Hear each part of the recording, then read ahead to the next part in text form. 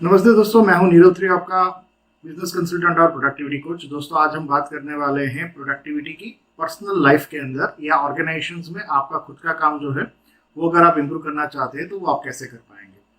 दोस्तों, अगर आप बात करेंगे प्रोडक्टिविटी की तो पहले के ज़माने में ना हमें प्रोडक्टिविटी की ज़रूरत थी, ना हमें टाइम की इतनी वैल्यू की ज़रूरत थी। क्योंकि पहले के ज़माने में देखेंगे तो वहाँ पे हमें इतनी भागा दौड़ी भी नहीं थी, ना ही हमें उतनी उत्कंठा थी कि हम बहुत आगे बढ़े। आज के ज़माने में अगर आप देखें तो अगर आपको स्मार्ट एंटरप्रेन्योर बनना है, अगर आपको ग्रोथ ओरिएंटेड एंटरप्रेन्योर बनना है, तो आपके पास सबसे बड़ा चैलेंज ये आता है कि आप किस तरह से अपना टाइम व्यतीत करते हैं। मेजोरिटी ऑर्गेनाइजेशंस में अगर हम बात करें तो वहाँ के जो एंटरप्रेन्योर है वो इस चीज़ों में स्ट्रगल कर रहे हैं और इसकी वजह से उनका ऑर्गेनाइजेशंस का ग्रोथ कम होता है। तो आज के वीडियो में हम ये देखने वाले हैं कि किस तरह से हम अपने समय का बचाव कर सकते हैं और किस तरह से इसे इम्प्रूव कर सकते हैं। कुछ एक टिप्स आपके साथ शेयर करेंगे जो मैंने पिछले 20 साल में कहीं ना कहीं से इम्प्लीमेंट किया और इसकी वजह से इंडस्ट्रीज में बहुत ज्यादा फर्क पड़ा हुआ है। तो पूरे वीडियो में आप बने रहिएगा। पहला जो एक पॉइंट आता है, पहले प्रोडक्टिविटी टिप्स जो मैं आपके साथ लेके आ रहा हूँ वो है आपको टाइम बॉक्सिंग के ऊपर काम करना चाहिए। यानी अगर आप देखेंगे तो पूरे ऑर्गेनाइजेशंस में जो कहीं ना कहीं जो लैक हो रहा है वो है इंटरप्शंस। सबसे ज्यादा आपका जो समय जाता है वो इंटरप्शंस में चला जाता है और ये इंटरप्शंस की वजह से आपकी काम करने की क्षमताएं कम हो जाती है। एवरेज हार्वर्ड बिजनेस व्यू के हिसाब से अगर देखा जाए तो एक वहां पे पूरा सर्वे किया गया जहां पे हर मैनेजर अपने कलीग को हर एक 11 मिनट में एक बार इंटरप्ट करता है। कोई कलीग दूसरे कलीग को कम से कम वो एक 18 मिनट में एक बार कहीं ना कहीं उनके साथ जुड़े रहते हैं या उनको इंटरप्ट करते हैं। और बॉस जो है वो 11 मिनट में एक बार अपने साथी कारीगर या मैनेजर्स को कहीं ना कहीं इंटरप्ट करते हैं। अगर ये इंटरप्शंस के स्कोर को देखेंगे तो आपको ऐसा लगेगा कि कहीं ना कहीं हम लोग बहुत ज्यादा इंटरप्शन से काम कर रहे हैं और जिसकी वजह से हमारा प्रोडक्टिविटी इतना अच्छा नहीं आ रहा है। तो दोस्तों, इसके ऊपर थोड़ा सा गौर फरमाएं और देखें कि आपको क्या करना चाहिए। तो पहला प्रोडक्टिविटी टिप है, आपको अनइंटरप्टेड टाइम ब्लॉक में काम करना चाहिए। आप कभी भी अनइंटरप्टेड टाइम ब्लॉक में काम करना शुरू करेंगे जिसकी वजह से आपका प्रोडक्टिविटी बढ़ जाएगी, आप फोकस रह के काम कर पाएंगे और आपका काम जल्दी निपट जाएगा। तो पहले आप अपने टाइम स्लैब को फिक्स करें। आप जितने भी घंटे काम करते हैं उसमें से टाइम स्लैब फिक्स कर लीजिए कि आपका मॉर्निंग आवर्स जो है वो कुछ एक आवर्स 9 o'clock to 9:30 एग्जांपल के तौर पे वो प्रोडक्शंस के लिए है, 9:30 to 10 वो मेंटेनेंस के लिए है, 10 to 10:30 अकाउंट्स के लिए है। और इस तरह से आप टाइम स्लैब में काम कर सकते हैं। टाइम स्लैब में काम करने की वजह से उसी समय मर्यादा में वो काम खत्म हो जाएगा और आप ये समय मर्यादा के साथ जाएंगे तो आपका अनइंटरप्टेड टाइम रहेगा, यानी कोई आपको डिस्टर्ब करने वाला नहीं है, ना ही आप किसी को डिस्टर्ब करेंगे, जिसकी वजह से आप एक ऑर्गेनाइजेशंस में आपकी क्षमताओं को बढ़ा सकते हैं। आपके काम कभी भी पेंडिंग नहीं रहेंगे और आप समय पे काम खत्म कर पाएंगे। दूसरी जो चीजें हैं वो प्रायोरिटी है। दूसरा जो टास्क मैनेजमेंट में या प्रोडक्टिविटी में जो सबसे बड़ा चैलेंज आता है वो है प्रायोरिटाइज करना। आमतौर पे ऐसा देखा गया है कि हमारे पास जो इंपॉर्टेंट टास्क रहते हैं हम उसको बहुत ज्यादा फोकस करके काम करते हैं, लेकिन वो कहीं ना कहीं से ऐसे ही इंपॉर्टेंस बन जाते हैं क्योंकि हमने सही समय पे काम नहीं किया। इसके लिए हमें चीजों को प्रायोरिटाइज करनी चाहिए और प्रायोरिटी सेट करने के लिए हमें कहीं ना कहीं डेडलाइन रखनी चाहिए। हर एक एक्टिविटी की कोई डेडलाइन होनी चाहिए और वो डेडलाइन के हिसाब से वो प्रायोरिटी मैनेज होगी तो आप कहीं ना कहीं मिस नहीं हो जाएंगे। नहीं तो बाकी बहुत सारे काम रहते हैं तो काफी टाइम ऐसा होता है कि हम चीजों को प्रायोरिटी नहीं दे पाते हैं। जो तीसरा जो बहुत अच्छा टिप्स है वो है लर्न टू से नो। आमतौर पे ये देखा जाता है कि काफी हद तक हम हर एक चीजों में हाँ मिलाते जाते हैं, लेकिन काफी टाइम हमें लर्न टू से नो ये सीखना पड़ेगा। अगर आप बुक देखेंगे तो इसके ऊपर करीबन 200 से ज्यादा बुक लिखी गई है कि लर्न टू से नो किस तरह से कह सकते हैं। इसमें आपका एटीट्यूड बहुत अच्छा होना चाहिए। आप जिस मेथड से काम कर रहे हैं वो इतनी ही इंपॉर्टेंट है, लेकिन आप किस तरह से ना बोल रहे हो वो भी इतना ही इंपॉर्टेंट है। तो यहाँ पे अगर आप देखेंगे तो आपको हमेशा अच्छे तरीके से ना बोलना सीखना चाहिए। हर बार आपके पास कॉल आता है तो आपको उठाने की जरूरत नहीं है। हर बार आपके पास मीटिंग आती है तो वो शायद आपको अटेंड करने की जरूरत नहीं है, तो आपको ना बोलना पड़ेगा। काफी टाइम प्रायोरिटीज चेंज होती है तो प्रायोरिटी के लिए भी आप सिलेक्ट करके ना बोलिए।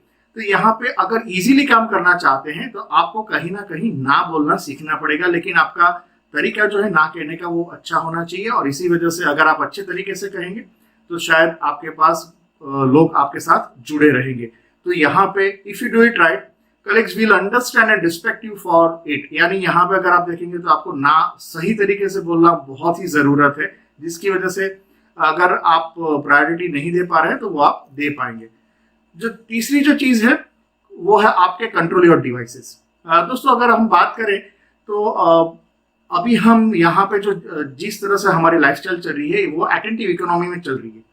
कहीं ना कहीं हमें Facebook, LinkedIn, Twitter, WhatsApp and what not, ये सारे डिवाइसेस, मोबाइल, आपके कैमराज हैं, वहाँ पे सीसीटीवी कैमराज हैं, ईमेल इंटरप्शंस हैं, लैपटॉप से कहीं मैसेज आ रहे हैं, तो ये भी आपको बहुत ज़्यादा काम करते हैं। तो मैं यहाँ पे एक सजेशन दूंगा कि control your devices.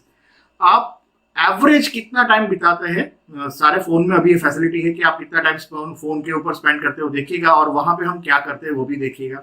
Majority organisations WhatsApp पे चलती है, मेजोरिटी ऑर्गेनाइजेशंस में बार बार मेल के रिप्लाईज देने पड़ते हैं, जितने भी मेल बॉक्स है वो खुले ही रहते हैं, तुरंत रिप्लाई देना बहुत जरूरी बन जाता है, और ये आपका प्रोडक्टिविटी को किल करने का सबसे अच्छा तरीका है। अगर हम इसकी बात करें तो कंट्रोल योर डिवाइसेस, पूरे दिन में मेल को लिमिट कीजिए, 2 या 3 या 4 बार ही रिप्लाई देखें और रिप्लाई करें।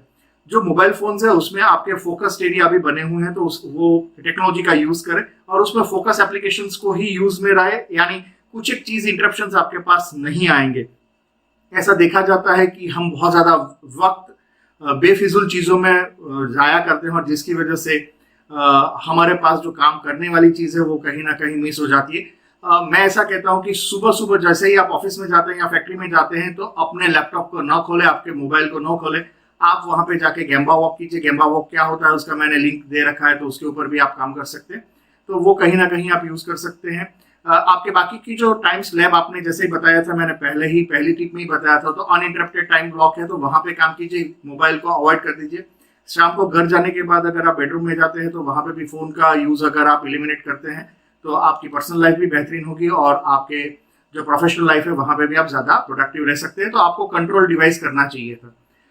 जो दूसरा यहाँ पे प्रोडक्टिविटी का टिप्स है वो है take a short breaks.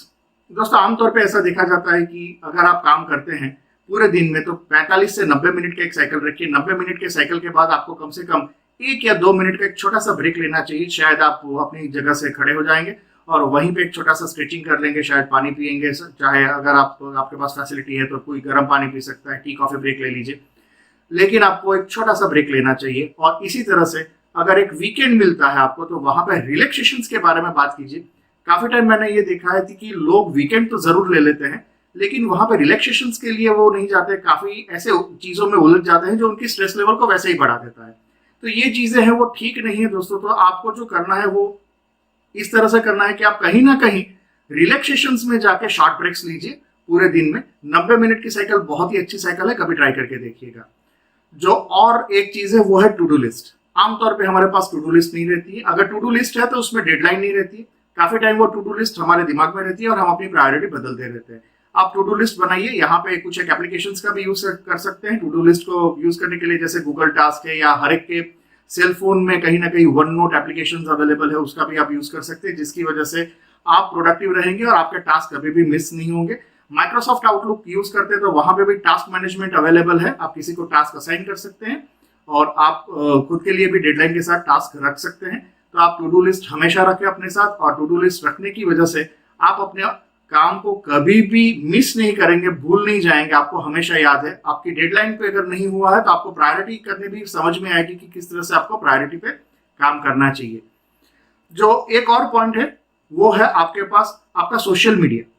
Social media के लिए फिक्स टाइम कर दीजिए। मैं ये नहीं कहता हूं कि सोशल मीडिया का यूज ना करें, मैं कहता हूं इसको लिमिट कर दीजिए। कौन से टाइम पे आपको सोशल मीडिया है उसको भी अनइंटरप्टेड टाइम ब्लॉक में डाल दीजिए कि पूरे दिन में 2 बार फेसबुक देखेंगे, 2 बजे या 2:15 तक हम फेसबुक ही देखेंगे, शाम को 5 बजे से 5:30 बजे तक लिंक्डइन देखेंगे। तो ये आधे घंटे का लिमिट कर दीजिए, 15 मिनट का लिमिट कर दीजिए, जो आप उपयुक्त समझे उतना समय का लिमिट कर दीजिए। और इसकी वजह से आपके डिस्ट्रैक्शंस वहां पे निकल जाएंगे, क्योंकि बार बार अटेंटिव इकोनॉमी की वजह से हम बहुत ज्यादा डिस्ट्रैक्ट होता है, तो वहां पे डिस्ट्रैक्शंस को भी आप निकाल सकते हैं। एक और टिप ले लीजिए दोस्तों कि यहाँ पे चेक मेल आप कितनी बार करेंगे।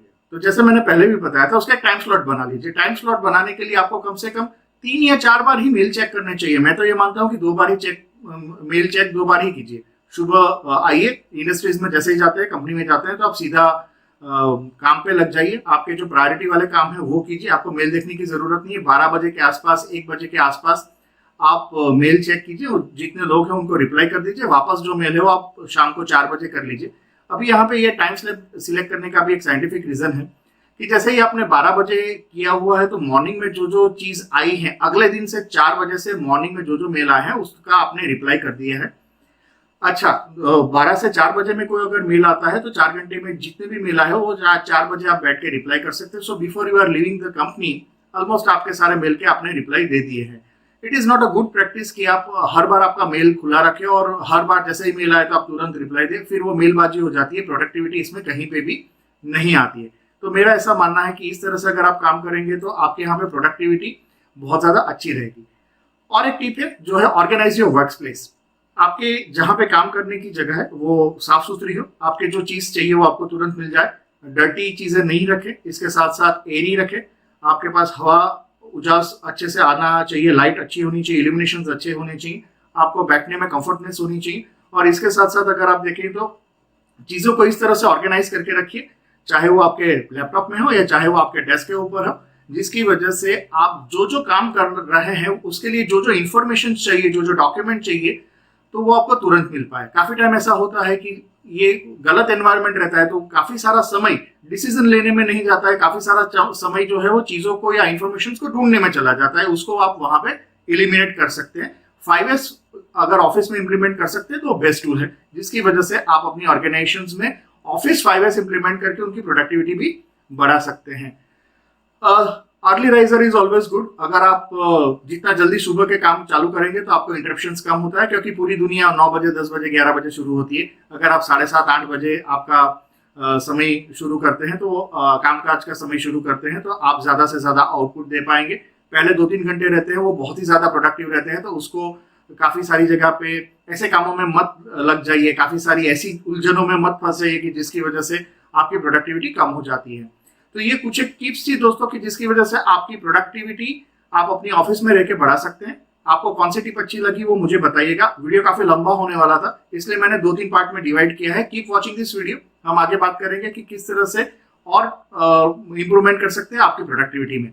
धन्यवाद।